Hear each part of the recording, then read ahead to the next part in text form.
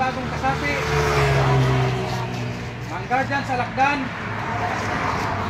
Brotherhood International Incorporated.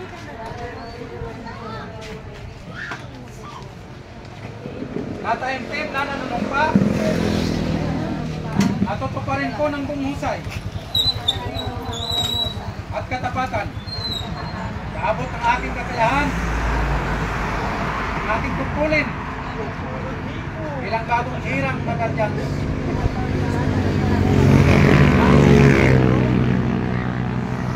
Ang mga simulari at adjikay ang samahan ito at nangangako na hindi ko binubisa masira ang dakilang layunin ito kapag natin nakabayan ko ang pag-aalip kasamahan ito. Ito ang aking sinabihan. Ito ang tahanan ng pangkapatiran. Ako'y kanilang sinusunod at dinadamayan upang naging matatag, malakas at kapaki-pakinabang na may malasakit, dito at paggalang. Ilang ganti, diringgin ko ang mga utos mula sa kataas-taasang pamunuan. Susundin ko ang mga patakaran ng samahan. Tutuparin ko na walang pag-iikot at pag-aalinlangan ang mga layunin na gawain makadiyos, nakatao, mapagpagpababa at mapagkawang gawa.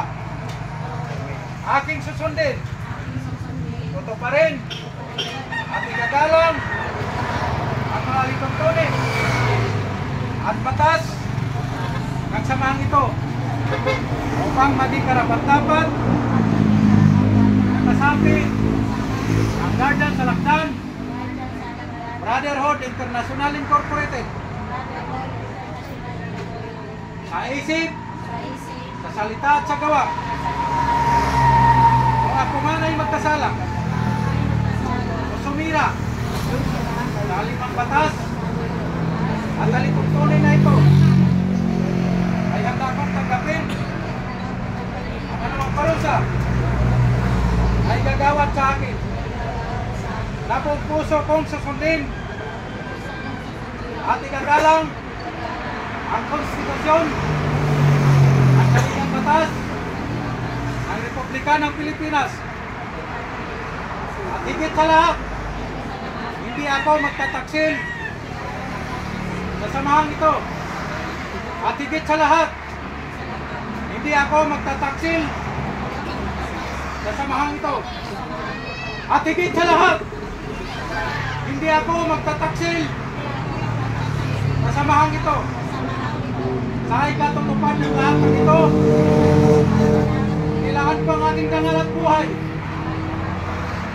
At hanggang sa uling patak, ang dugo ng mga guardians ang nananalaytay sa aking katawan. Nalulubot ko ang makapag-ambag sa ikatatag sa makabayang demokrasya sa ating bansa. Aking minawagli, aking isipan, tuot, ako, at pagdaigit, sapagkat kaanib ako ng samahang na Ginoo, nagkakaisang katuwang lahing Pilipino, magigiting at matatapat na tagapagtanggol ng bansa at lipunan. Tulungan na ba ako?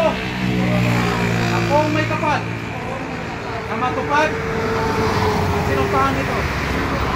Okay, congratulations, Mr. Secretary of the Fight, to the member of the Guardian of the Lakdan Brotherhood International Incorporated.